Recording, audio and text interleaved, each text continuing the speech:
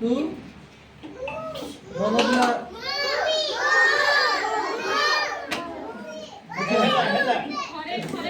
ଭଲ ପିଲା ହେଲେ ପ୍ରଥମେ ଆଗ ତମର ଶିକ୍ଷକ ଯାହା କହିବେ टीचर ଯାହା କହିବେ ମିସ୍ ଯାହା କହିବେ ସେଟାକୁ ଶୁଣିବ ସେଟାକୁ ମାନିବ ହେଲା ସମସ୍ତେ ଶୁଣୁଛ ସମସ୍ତେ ମାନୁଛ ଆଉ ଘରେ Avinash Avinash Avinash Avinash chocolate Thank you, sir. Thank you, thank you, sir. ତଳେ ଅଛନ୍ତି Come back here, Come back. Thank you, ma'am. Thank you, sir.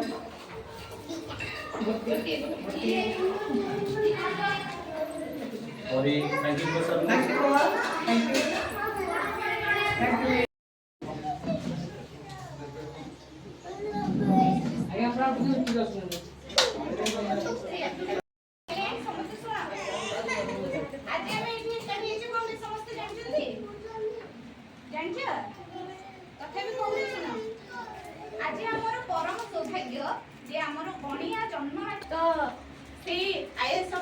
Mister Satyabrata Sahu से आज आम किसी कहे जहाँद्वारा आम किसी उपकृत हो क्लैप क्लैप क्लैप सब चॉकलेट पाइल समस्त खाइल आज के लेके जीवो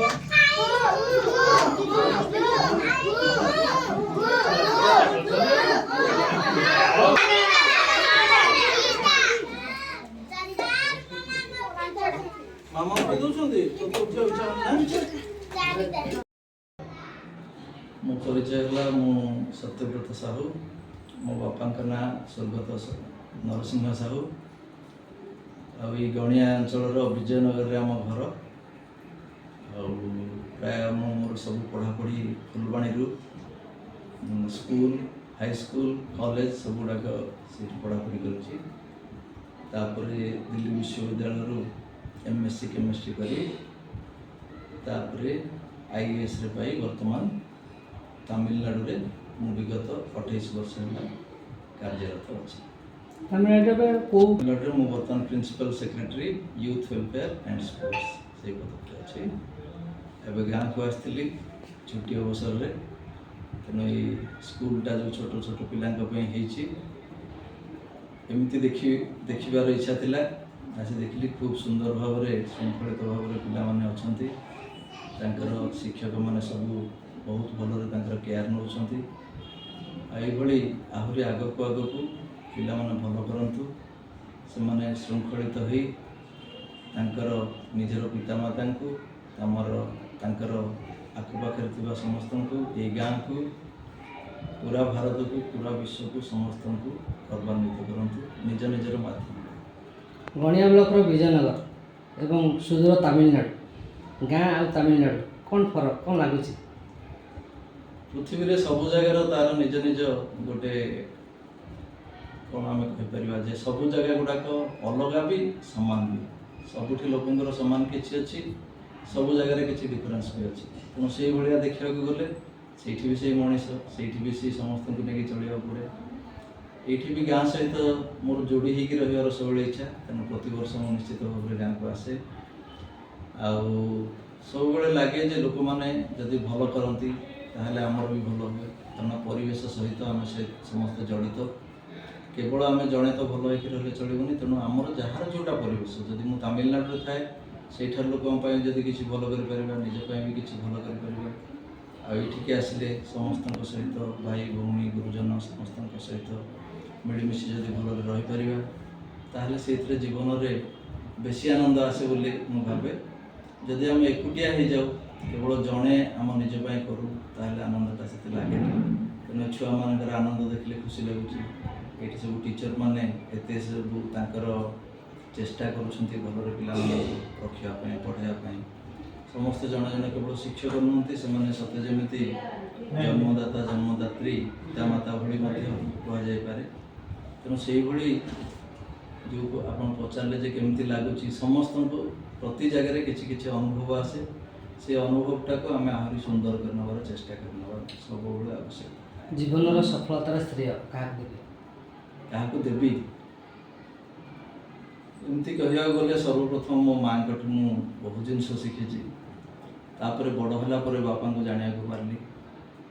ଆଉ ଏବେ ସର୍ବପ୍ରଥମ ସଫଳତା ମୋର ପିତାମାତାଙ୍କୁ ଦେବି, କାରଣ ଏବେ ବି ମୁଁ ତାଙ୍କ କଥା ଭାବିଲେ ମୋର ଛାତିଟା ଗର୍ବରେ ଫୁଟି ଉଠେ, ମାନେ ଫାଟି ଉଠେ ଯେ ମୋ ବାପା ମା' ଏଭଳିଆ ଥିଲେ।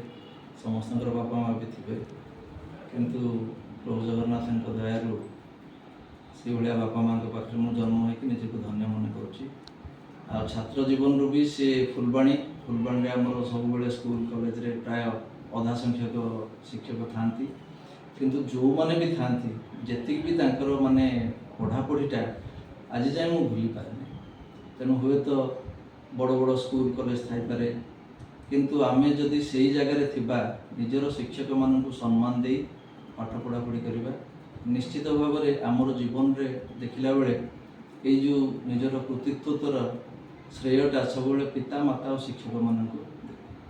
ଆମ ଚ୍ୟାନେଲ କ'ଣ ବାର୍ତ୍ତା ଦେବେ?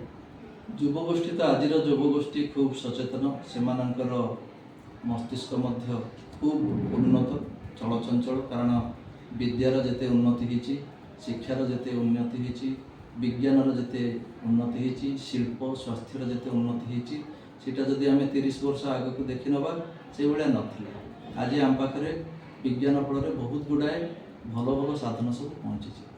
ଆମ ପାଖରେ ବର୍ତ୍ତମାନ ରହିଲା ଚାବିକାଠି ଯେ ଆମେ ସେଇ ସାଧନଟାକୁ ଭଲ ଦିଗରେ ବ୍ୟବହାର କରିବା ନା ଖରାପ ଦିଗରେ ବ୍ୟବହାର କରିବା। ଯଦି ଖରାପ ଦିଗରେ ବ୍ୟବହାର କରୁଛେ ବୋଲି ଆମେ ନିଜେ ନିଜେ ସଚେତନ ହୋଇପାରିବା, ତାହେଲେ ନିଜକୁ ଭଲ ଆଡ଼କୁ ମୋଡ଼ ଦେଇ ସେଇଭଳିଆ ଚାଲିବାକୁ ଚେଷ୍ଟା କରିବା। ସବୁବେଳେ ଚିନ୍ତା କରିବା ଯେ ମୁଁ ନିଜେ ଭଲ ରହିବି, ଆଉ ମୋ ସଂସ୍ପର୍ଶରେ ଯିଏ ବି ଆସୁଛନ୍ତି ସମସ୍ତଙ୍କୁ ଭଲରେ ରଖିବାର ଚେଷ୍ଟା କରିବି। ଏଇ ଭିତରେ ହିଁ ଶିକ୍ଷା, ବ୍ୟବସାୟ, ବାଣିଜ୍ୟ, ଶିଳ୍ପ ସବୁ କିଛି ଏଇ ଭିତରେ ଅଛି। ଆମେ ଯଦି କୌଣସି ଶିଳ୍ପ ପ୍ରତିଷ୍ଠାନ କରିବା, ସେଥିରେ ଯଦି କେବଳ ପଇସାଟା ଆମର ଲକ୍ଷ୍ୟ ନ ହେଇ ଲୋକଙ୍କର ଭଲ କରିବା ଲକ୍ଷ୍ୟ ହେବ। ଯଦି ଗୋଟିଏ କିଛି ସ୍ୱାସ୍ଥ୍ୟ କେନ୍ଦ୍ର କରିବା ବା କୌଣସି ଶିକ୍ଷା କେନ୍ଦ୍ର କରିବା, ସେଥିରେ କେବଳ ନିଜର ସମ୍ପତ୍ତି ବୃଦ୍ଧି ସେଇ ବିଷୟରେ ଚିନ୍ତା ନ କରି, ଚିନ୍ତା ତ ରହିବ କାରଣ ଚଳେଇବାକୁ ପଡ଼ିବ, କିନ୍ତୁ ତା ସହିତ ସମସ୍ତଙ୍କର ଯେମିତି ମଙ୍ଗଳ ହେବ, ଯେ ମୁଁ ବି ଉନ୍ନତ ହେଇ ଉଠେ ଆଉ ସମସ୍ତଙ୍କ ଜୀବନ ବି ଆନନ୍ଦରେ ପୂରି ଉଠୁ। ଏଇଭଳିଆ ଚେଷ୍ଟା ଯଦି ଆମେ ସମସ୍ତେ କରିବା, ତାହେଲେ ଯୁବକ କ'ଣ, ଛୁଆ ପିଲା କ'ଣ, ଆମେ ସମସ୍ତେ ନିଶ୍ଚିତ ଭାବରେ ଯାହା ଆମେ ଜୀବନ ପାଇଛେ, ଯେଉଁ ସ୍ତରରେ ବି ଆମେ ଅଛେ, ସେଇ ସ୍ତରରେ ଥାଇ ମଧ୍ୟ ଆମେ ଖୁବ୍ ଆନନ୍ଦ